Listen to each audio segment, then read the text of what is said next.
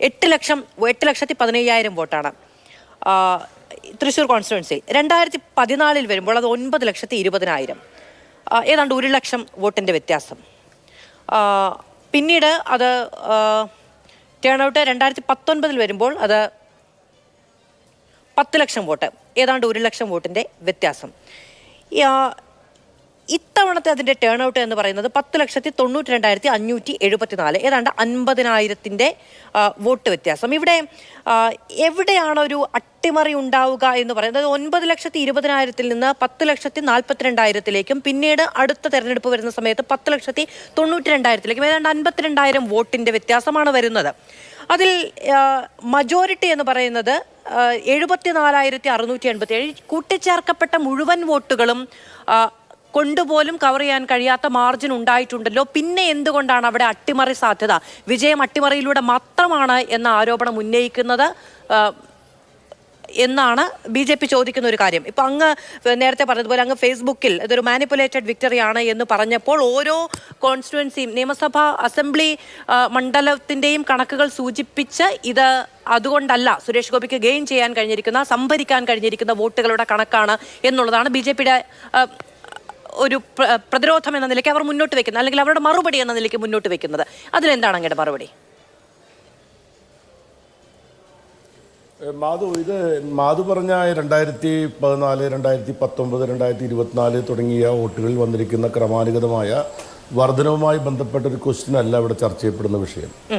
ഇവിടെ രാഹുൽ ഗാന്ധി ഉയർത്തിയിട്ടുള്ള നിരവധിയായ മാനിപ്പുലേഷനുകളിൽ ഒന്ന്, 6ാമത്തെ ഫോറം ഉപയോഗപ്പെടുത്തിക്കൊണ്ട് പിന്നെ മറ്റ് മണ്ഡലങ്ങളിലെ ആളുകളെ വോട്ട് ചേർത്തു എന്നുള്ളതാണ്. അതായത് 18 വയസ്സ് 2024 ജനുവരി മാസം 1-ാം തീയതി പൂർത്തീകരിക്കപ്പെട്ട ആളുകളെ വോട്ട് ചേർക്കുന്നതിന് പകരം മറ്റ് മണ്ഡലങ്ങളിലെ ആളുകളെ വോട്ട് ചേർത്തി എന്നുള്ളതാണ്. സാധാരണ നിലയിൽ സ്വാഭാവികമായിട്ട് മറ്റു പല പ്രദേശങ്ങളിലും വന്ന് താമസിക്കേണ്ടി വരുന്ന ആളുകൾക്ക് ചേരാൻ ഈ വഴിയിലൂടെ മാർഗമുണ്ട്. ആ സാധാരണ മാർഗമാണ്. ഇവിടെ ചോദ്യം അതല്ല. ഇവിടെ സുരേഷ് ഗോപി ജയിച്ചത് തെറ്റായിപ്പോയെന്നോ അത് അംഗീകരിക്കുന്നില്ല എന്നും പറഞ്ഞുകൊണ്ടല്ല ഈ കാര്യങ്ങൾ ഇവിടെ പറയാൻ പോകുന്നത്. എനിക്ക് എൻ്റെ പ്രിയ സുഹൃത്താണ് നേരത്തെ ഉല്ലാസ് പറഞ്ഞ പോലെ ഞങ്ങൾ രണ്ടുപേരും വളരെ അടുത്ത സുഹൃത്തുക്കളാണ്. എനിക്ക് ഉല്ലാസിനോട് ഞാൻ ഈ ചർച്ചയിലേക്ക് വരും മുമ്പ് ഒരു ചോദ്യം ചോദിച്ചാൽ ആ ചോദ്യത്തിന് ഉല്ലാസ് ഒരു മറുപടി പറയണമെന്നാണ് പറയുന്നത്.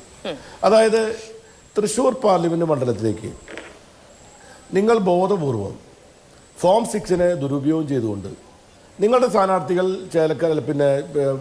ആലത്തൂർ മത്സരിക്കുന്നുണ്ട്, ചാലക്കുടിയിൽ മത്സരിക്കുന്നുണ്ട്, എല്ലായിടത്തും BJP മത്സരിക്കുന്നുണ്ടല്ലോ.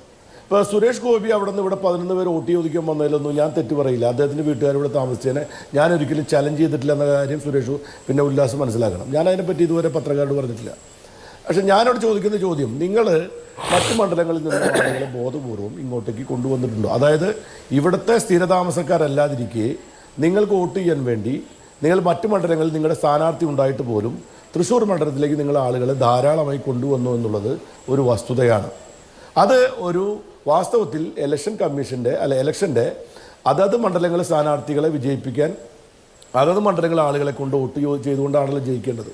അതിന് പകരം നിങ്ങൾ നടത്തിയിട്ടുള്ള നിരവധി മാനിപ്പുലേഷൻ സംബന്ധിച്ച് ഞങ്ങൾ കൊടുത്തിരിക്കുന്ന 2024 കൊടുത്തിരിക്കുന്ന പെറ്റീഷൻ നമ്പർ 1/2024 എന്ന നിലയിൽ ഹൈക്കോടതിയിൽ കൊടുത്ത് ഹൈക്കോടതി ഫയൽ സ്വീകരിച്ചിരിക്കുന്ന ഇലക്ഷൻ പെറ്റീഷൻ അവിടെ നിൽക്കുന്നുണ്ട്. അതിൽ ഞങ്ങൾ ചലഞ്ച് ചെയ്യുന്ന ഒരുപാട് കാര്യങ്ങളുണ്ട്. ഞാനതൊന്നും ഇവിടെ പറയുന്നില്ല. അതിനോടൊപ്പം തന്നെ ഞാൻ കൂട്ടിച്ചേർത്തുകൊണ്ട് പറയുന്ന ഒരു കാര്യം, നിങ്ങൾ പുറത്ത് നിന്ന് വോട്ട് ചേർത്തിട്ടുണ്ടോ? ആ ചോദ്യത്തിന് മറുപടി ഒന്നോ രണ്ടോ വാക്കിൽ പറയൂ. അതിനുശേഷം എനിക്ക് ബാക്കിയുള്ള കാര്യങ്ങൾ പറയാൻ വേണ്ടിയിട്ടാണ് മാത്രം. ഓക്കെ, ശ്രീ ഉല്ലാസ് ബാബു, നിങ്ങൾ മറ്റു മണ്ഡലങ്ങളിൽ നിന്ന് നിങ്ങൾക്ക് ഏറ്റവും വിജയ സാധ്യതയുള്ള, നിങ്ങൾ വിജയിക്കും എന്ന നിങ്ങൾക്ക് വലിയ ആത്മവിശ്വാസം നൽകിയ ഒരു മണ്ഡലത്തിന്റെ രാഷ്ട്രീയ പരിധിക്കുള്ളിലേക്ക് വോട്ട് മാറ്റി ചേർത്തിട്ടുണ്ടോ എന്നുള്ളതാണ്. വളരെ ചുരുക്കി അങ്ങനെ അവസരമല്ല ഇത്. ശ്രീ സുനിൽകുമാർ അങ്ങോട്ട് ഒരു ചോദ്യം ചോദിച്ചാണ്. അല്ല, അദ്ദേഹം ഈ ചോദ്യങ്ങൾ കുറേ നാളായി ചോദിച്ചു തുടങ്ങിയിട്ട്. ഇവർ ഞങ്ങളെ സംബന്ധിച്ച് ആലത്തൂർ പാർലമെൻറ്റ് മണ്ഡലത്തിൽ TN സരസു ടീച്ചർക്ക് വോട്ട് എത്ര കൂടിയോ ഒന്ന് ചിന്തിച്ചു നോക്കൂ. വോട്ട് വർധന വില ഉണ്ടായത്. മാധു ചോദിച്ച ചോദ്യമാണ് അത് കൃത്യമായ ചോദ്യം. എന്ന് പറഞ്ഞാൽ ക്രമാനുഗതമായിട്ടുള്ള കൃത്യമായിട്ടുള്ള വർധനവ് ഗുരുവായൂർ ഒഴിച്ചുള്ള ബാക്കി എല്ലാ നിയമസഭാ മണ്ഡലങ്ങളിലും BJPയുടെ സ്ഥാനാർത്ഥി അവിടെ കൊടുത്തു ചേർത്തു, ഇവിടുന്ന് കൊടുത്തു ചേർത്തു. ഞാൻ അങ്ങയുടെ വാദം സുനിൽകുമാർ ചോദിച്ചതിന് മറുപടി അദ്ദേഹത്തിനുള്ള മറുപടി ഒറ്റ സെക്കൻഡ്. അദ്ദേഹത്തിനുള്ള മറുപടി ഞാൻ ചോദിക്കട്ടെ. അദ്ദേഹം പറയും നിയമാനുസൃതമല്ലാതെ തൃശ്ശൂർ പാർലമെന്റ് മണ്ഡലത്തിൽ ഒരു വോട്ടുകൾ ചേർത്തിട്ടുണ്ട് എന്ന് നിങ്ങളുടെ ആളുകള് ഈ പറയുകയല്ലാതെ നിങ്ങളുടെ ആളുകൾ ആ സമയത്ത് അവിടെ ഉണ്ടായിരുന്നില്ലേ? നിങ്ങളുടെ BLOമാരും BLAമാരും പാർട്ടികളുടെ BLAമാരും ഒക്കെ അവിടെ ഉണ്ടായിരുന്നില്ലേ? നിയമാനുസൃതമായിട്ടുള്ള രീതികളിൽ ചേർത്തിട്ടുള്ള വോട്ടുകൾ കോൺഗ്രസിനോടും BJPയോടും അതേ ചോദ്യമാണ്. നിങ്ങളുടെ സംഘടനാ സംവിധാനത്തിലുണ്ടായ പിഴവല്ലേ? നിങ്ങൾ കരട് വോട്ടർ പട്ടികയെ ചലഞ്ച് ചെയ്തോ? നിങ്ങൾ ഫൈനൽ വോട്ടർ പട്ടികയെ ചലഞ്ച് ചെയ്തോ എന്നുള്ളത്? ശ്രീ സുനിൽകുമാർ, അങ്ങയുടെ സമയം. 3-4 വോട്ടുകൾ ചെയ്തു എന്നാണോ ഇവർ അവകാശപ്പെടുന്നത്? ശ്രീ സുനിൽകുമാർ, അത് ശരിയല്ല ശ്രീ ഉല്ലാസ് ബാബു. ഇത് അങ്ങയുടെ വാദം ഉന്നയിക്കാനുള്ള സമയമല്ല. അദ്ദേഹം അനുവദിച്ചു നൽകിയ ഒരു ചോദ്യത്തിന് മറുപടിക്ക് വേണ്ടി നൽകിയ സമയമാണ് ശ്രീ ഉല്ലാസ് ബാബു വഴങ്ങണം. ഞാൻ അങ്ങേക്ക് മര്യാദയുടെ പേരിൽ ഒരു ചോദ്യം ചോദിച്ചപ്പോൾ മറുപടി പറയാൻ കഴിയുമ്പോൾ നിങ്ങൾ ആ ചർച്ചയിൽ പങ്കെടുക്കുകയാണെങ്കിൽ പിന്നെ നടക്കുന്ന അർത്ഥമല്ലേ ഉല്ലാസേ? ഞാനും തമ്മിലുള്ള ബന്ധം വെച്ച് പറഞ്ഞതാണ്. നിങ്ങൾക്ക് പറയാൻ പറ്റുമെന്ന് നിങ്ങൾ വേറെ കാര്യം പറഞ്ഞാൽ പിന്നെ നമുക്ക് പറയാൻ പറ്റില്ല. അപ്പൊ ഞാൻ പറയുന്നത് ഉല്ലാസിനെ അറിയാം. കാരണം ഉല്ലാസ് ഇതൊക്കെ മിക്കവാറും ഉല്ലാസ് തന്നെ ഇതുകൂടെ വെച്ച് ഉല്ലാസിന് പറയാൻ പറ്റില്ലല്ലോ. അവിടെ ചേർത്തിന്നൊന്നും ഉല്ലാസിന് പറയാൻ പറ്റില്ല. ഞാൻ ഉല്ലാസിൻ്റെ പാർട്ടിയോടുള്ള കമ്മിറ്റ്മെൻറ്റ് വെച്ചുകൊണ്ട് ഉല്ലാസ് ചിലപ്പോൾ ചേർത്തിയില്ല. ഞാൻ ഈ പറയും മാധു, അദ്ദേഹം പറയുന്ന ഒരു കാര്യങ്ങൾ മുഴുവൻ തെറ്റാണ്. ഒന്ന്, ഞങ്ങൾ 4 തവണ ഇതുമായി ബന്ധപ്പെട്ട് പരാതി കൊടുത്തു. എപ്പോഴാണ് പരാതി കൊടുക്കുന്നത്? ഇവർ ചേർത്തിരിക്കുന്ന വോട്ടുകൾ മുഴുവൻ 22/1/2024 പട്ടിക പ്രസിദ്ധീകരിക്കുകയും 4/4/2024 അന്തിമ പട്ടിക വരുന്നതിനിടയിലുള്ള സമയത്താണ് ഇവർ ഈ ആളുകൾ അനധികൃതമായി കയറ്റിയിരിക്കുന്നത്. ആ കയറ്റിയിരിക്കുന്ന ആളുകളുമായി ബന്ധപ്പെട്ടുകൊണ്ട് പരാതി കൊടുക്കുക എന്ന് പറയുന്നത് 4 തവണ ഞങ്ങൾ പരാതി കൊടുത്തു. അതിൻ്റെ കോപ്പികളെല്ലാം മീഡിയകൾക്ക് ഞങ്ങൾ അയച്ചു കൊടുത്തിട്ടുണ്ട്. ഞങ്ങൾ ഇലക്ഷൻ കമ്മീഷൻ അയച്ചു കൊടുക്കുകയുണ്ടായി. രണ്ടാമത്തെ കാര്യം, ഈ കാണുന്ന പേരുകൾ 37-ാം നമ്പർ ബൂത്തിൽ ഞങ്ങൾ കൊടുത്ത പേരുകളിൽ പെട്ടിരിക്കുന്ന പേര് 92 പേരുകൾ, നമ്പർ അടക്കമുള്ള പേരുകളാണ് നിങ്ങൾ ഇപ്പോൾ ചാനലിലൂടെ കണ്ടുകൊണ്ടിരിക്കുന്നത്. ഇനി ഉല്ലാസ് ബാബുവിനോട് ഒരു കാര്യം കൂടെ പറയാം. ഉല്ലാസ് ബാബുവിൻ്റെ പാർട്ടിയുടെ പ്രധാനപ്പെട്ട നേതാവ് ഷാജി കയാർ, അയാൾ വരവൂർ പഞ്ചായത്തിലെ നടത്തറ എന്ന് പറയുന്ന സ്ഥലത്തെ ഇപ്പോൾ അദ്ദേഹം അവിടുത്തെ പഞ്ചായത്തിലെ വോട്ടറാണ്. ഇപ്പോൾ അദ്ദേഹം അവിടുത്തെ പഞ്ചായത്തിലെ അദ്ദേഹത്തിൻ്റെ ഭാര്യ ദീപ്തിയും അവിടെ പഞ്ചായത്തിലെ വോട്ടറാണ്. അദ്ദേഹം 2024 പാർലമെൻറ്റ് ഇലക്ഷനിൽ പൂങ്കുന്നത്തെ 37-ാം നമ്പർ ബൂത്തിൽ 1119-ാമത്തെയും 1121-ാമത്തെയും വോട്ടർമാരായി ഇവിടെ വന്ന് വോട്ട് ചേർത്ത് നിങ്ങൾ ഏത് റെസിഡൻസിൻ്റെ അടിസ്ഥാനത്തിലാണ്? ഇത് ഒരു ഉദാഹരണമാണ്. ചോറ് വെന്തോന്ന് നോക്കാൻ എല്ലാവറ്റും ഞെക്കി നോക്കണമെന്നില്ലല്ലോ. ഞാൻ ഇതുപോലെ 100 കണക്കിന് ഉദാഹരണം പറയാം. ഇപ്പോൾ നേരത്തെ പറഞ്ഞു, ബഹുമാനപ്പെട്ട ഇലക്ഷൻ കമ്മീഷൻ നേരത്തെ അഡ്വക്കേറ്റ് അഭിലാഷ് പറഞ്ഞ പോലെ എനിക്കും സത്യവാങ്മൂലം നൽകിക്കൊണ്ടുള്ള തെളിവ് കൊടുക്കാൻ പറഞ്ഞ നോട്ടീസ് ഇന്ന് വൈകുന്നേരം വന്നിരിക്കുകയാണ്. ഞാൻ ആ രേഖ നാളെ പുറത്തുവിടാം.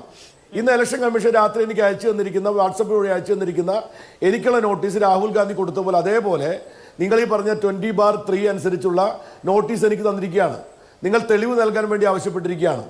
ആ തെളിവ് കൊടുക്കുന്നതിനെ സംബന്ധിച്ച് ഞാൻ ആലോചിക്കുകയാണ്. ഇവിടെ പ്രധാനപ്പെട്ട കാര്യം, BJPയുടെ പ്രധാനപ്പെട്ട ജില്ലയിലെ ഒരു ഭാരവാഹിയാണ് ഷാജി എന്നാണ് ഞാൻ മനസ്സിലാക്കുന്നത്. ചേലക്കരയിലെ പ്രധാനപ്പെട്ട ആളാണ് അയാൾ. ചേലക്കരയിൽ BJPക്ക് വേണ്ടി പ്രവർത്തിക്കുന്ന ആളാണ്, അവിടെ വോട്ട് ചെയ്യേണ്ട ആളാണ്. പക്ഷേ അദ്ദേഹവും അദ്ദേഹത്തിൻ്റെ ഭാര്യയും പൂങ്കുന്നത്തെ ഒരു ഫ്ലാറ്റിൽ, ഇവിടുത്തെ ഈ ഏതാണ് ഫ്ലാറ്റ്, ഇൻലാൻഡ് ഉദയ എന്ന് പറയുന്ന ഫ്ലാറ്റിൽ 1121 നമ്പർ സീരിയൽ നമ്പറിൽ അദ്ദേഹത്തിൻ്റെ ഭാര്യയും 1121 നമ്പർ 19 നമ്പറിലായിട്ട് അദ്ദേഹത്തിന്റെ ഈ 3 മാസം കൊണ്ട് വളരെ ത്വരിതഗതിയിൽ ആ വോട്ടുകൾ രേഖപ്പെടുത്തിയത് കൊണ്ടാണ് അത് രാഷ്ട്രീയ വോട്ടുകൾ ഒരു കാര്യം മാധു ഒരു കാര്യം പറയട്ടെ. മാധു ഒരു മിനിറ്റ്, ഒരു കാര്യം കൂടെ പറയട്ടെ മാധു. അതായത് അദ്ദേഹം പറഞ്ഞൊരു കാര്യം, ഞാൻ ഉല്ലാസിനോട് പറയുന്ന ഒരു കാര്യം, ഉല്ലാസെ, നമ്മുടെ തൃശ്ശൂർ മണ്ഡലത്തിൽ നിങ്ങൾക്ക് നാട്ടിക നിയോജക മണ്ഡലം മാത്രമല്ല എല്ലാ നിയോജക മണ്ഡലങ്ങളും നിങ്ങൾ 1-ാം സ്ഥാനത്തായിരുന്നു. നിങ്ങൾ ഞങ്ങളെ 3-ാം സ്ഥാനത്താക്കിയ മണ്ഡലങ്ങളുണ്ട്. അസാധാരണമായ നിലയിൽ തൃശ്ശൂരിലുണ്ടായിട്ടുള്ള BJPക്കുള്ള വോട്ട് വർധനവ് സംബന്ധിച്ച കാര്യങ്ങളിൽ വ്യത്യസ്തമായ ഒരുപാട് അഭിപ്രായങ്ങളുണ്ട്. അത് ഇനിയിപ്പോൾ ഇത്രയും കാര്യങ്ങൾ ഇപ്പോൾ പുറത്തു വന്നല്ലോ. ഇനി ഇലക്ഷനുമായി ബന്ധപ്പെട്ടുള്ള കേസ് ബഹുമാനപ്പെട്ട ഹൈക്കോടതി നിൽക്കുകയാണ് ഉല്ലാസെ. 29